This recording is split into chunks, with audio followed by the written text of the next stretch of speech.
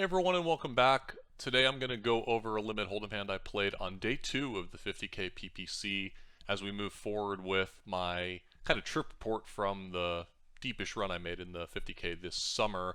On day 2 I was looking over all my notes and the only hands that I had really written down were big bet hands, which is a little bit outside of the scope of my channel right here, as those are games that are covered very well elsewhere. But this was an interesting limit hold'em hand I played towards the end of the night, and it started with a button raise and me defending in the big blind with 2 6s with no spade. And the first thing I noticed here as I pulled this up in PioSolver is that I mostly would just 3-bet this hand pre, so I'm not exactly sure what my thought process was behind this call pre, but typically I am pretty aggressive out of the big blind against button open raises, and we can see the solver agrees as all these premium hands are 3-betting, and 6s is sort of the bottom of our 3-betting range. But nevertheless, it can go either way, and it's not that big of a deal. We got the ace-9-2 2-spade flop, which was not great for my hand, but and also not great for my range. And we can see that this is a board that is extremely good for the button against my completely capped range here, and he's just basically betting in the dark. And then we play a relatively complicated strategy here in the big blind, but the main thing to notice is just how much we have to immediately give up, as we just have very, very bad reverse implied odds trying to continue on an ace-high board with all these random, middling cards that don't necessarily have a lot of connectivity. In fact, we're basically never playing unless we have a very good king high or some sort of backdoor draw that's interacting with the board, such as wheel draws, backdoor flush draws. These are only paired. Yeah, so really even the backdoor flush draw of diamonds can't continue without something extra. So here's something like a hand like 10-4 of spades. It's primarily raising because we're basically just folding everything else and starting to semi-bluff raise with our flush draw. We're fast playing most of our ace-x here, with our premiums being more likely to raise and some of our weaker wheel draw cards being a little bit more likely to call to protect our range. That's kind of interesting. We're continuing with every good king high, so 2 overcards to the 9 looks like kind of the criteria we're looking for here. King 10, king jack, king queen. And we're starting to mix in some bluffs with hands like queen jack, queen 10, and mostly folding if we don't have a spade. So yeah, kind of a complicated, interesting strategy here. In game, I decided to call, and we can see that that looks like the #1 play with 6s. When you have a hand that, if behind, only has 2 outs, you typically don't want to start doing anything aggressive. And I think that's the case here. We can see my hand is somewhat, it's never really way ahead, but it certainly can be way behind. I did end up calling, and the turn was the 7 of hearts. We get no leads. And facing a check, we can see this is still a relatively good board for Villain. Even though he got to bet 100% of his range on the flop, he gets to go ahead and barrel again almost 3/4 of the time here. We can see that his strategy is in some ways fairly simple. The most likely hands that he's going to check are coming from these king-high combinations that really just are not really for a bluff or for value. He's also checking with hands like 8s, 6s, 5s. These are just too thin and interfering with the weaker hands that I would be having here. He is getting to double barrel with all sorts of hands, with flush draws and even rainbow, unlikely hands. So, for example, a hand like Jack 5 of clubs is just barreling off here because he has all these ace-x value combos to pick from.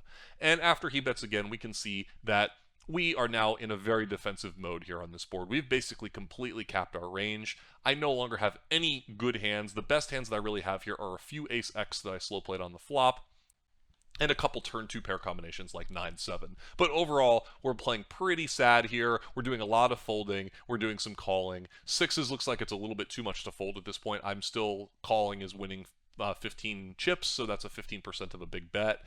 So it's a very clear call at this stage to try to catch a bluff, and that's what I did in game, but you can't be really liking it very much at this point. I think the river gets pretty interesting. The river's another 7. Again, no leads. We do make trips here once in a while, but again, we're not going to want to lead here when we have such a range disadvantage overall. Villain gets to triple barrel. Look at this. Just because he has all these ace-x combinations, he has so many value combos here that he can bet this board with impunity against my completely capped range. We can see that he's basically betting any 9 for value and then really nothing worse, right? So if we look at 8s, it's checking it. It already checked the turn. If we look at a hand like a deuce, like king deuce, this is pure checking. So his strategy is quite simple here. He's value betting basically a 9 and better, and then he's checking everything worse. And that still just allows him to have all sorts of bluffs. We can see that he has a lot of air balls that are firing it off here, including hands like queen 3, whether he had a flush draw or not. He's actually a little bit more inclined to give up with the spades in his hand because he wants me to have those. Even king high is sort of doing some bluffing, which is usually kind of uncommon, I would say, in Solver land. Certainly these like whiffed hands like 6-4 suited, 8-5 suited, 8-6 suited, and you can start to get the picture. Look at that, how many combos there are right there of suited connectors that are kind of involving a 6. We can see that my hand is not very good to have on the river because I'm sort of blocking the bluffing combinations and still allowing him to have all the value combinations. So in game, I felt like it was a close decision, kind of a 0 EV hand. I tanked for a while and decided to go ahead and fold, thinking people were a little unlikely to triple barrel in this scenario. And if we take a look at what my response is supposed to be after facing a bet, we can see I got this one right. 6s, 5s, 4s to a slightly lesser extent, but 6s and 5s kind of make for maybe the worst type of hands to call with here. In fact, 6s seems to be one of the weakest combinations to call with here. 6s and 8s. We can go back and look at Villain's bluffing range to try to understand why this is. Again, look at all the hands that have an 8 in them that should be bluffing here. He has a lot of combinations of 10-8 offsuit, Jack-8 offsuit, as well as 8-6 suited and 8-5 suited. So he has a number of ways to have a bluff that involve having an 8 in his hand. So we can see that when he does bet, having 2 8s in our hand is one of the worst possible combinations. We would much rather hero call with king high over here, king queen, king jack, than we would to hero call with 8s, which is kind of interesting. But if you think about what Villain's value betting range is supposed to be, it makes sense, right? He really doesn't ever have anything worse than a 9, so 8s and king queen or king jack are basically the same hand when you think about his value range. So that's kind of a neat thing to take away from this hand, I would say. And we can see I do get a few raises here from the 7s, but overall, a very sad and defensive strategy. We can see I'm completely indifferent if I have a pair of 2s at this point, pair of 8s. Really, I need to have a 9 before I can start being happy about my hand, and obviously those hands are all snap calling that get to the river this way because, of course, I can tie a lot of the time, which is really the main goal here. I'm never really expecting to win with those hands, but I'm hoping to chop. In your live game, it may be the case that Villains will not value bet a 9, but they might bluff too much, so you may end up having to call with these hands anyway, because your opponents may just be over bluffing the situation. If they're not going for value and they're bluffing too much, their frequencies are going to get all out of whack. But overall, I decided to fold the river in this hand. I didn't get shown anything, so we'll never really get the result. But I'm feeling very happy that I elected to fold this hand on the river, seeing now how bad it is to block some of his bluffs, and just in general feeling like I needed to be pretty passive in the spot, and it looks like the solver agrees with me.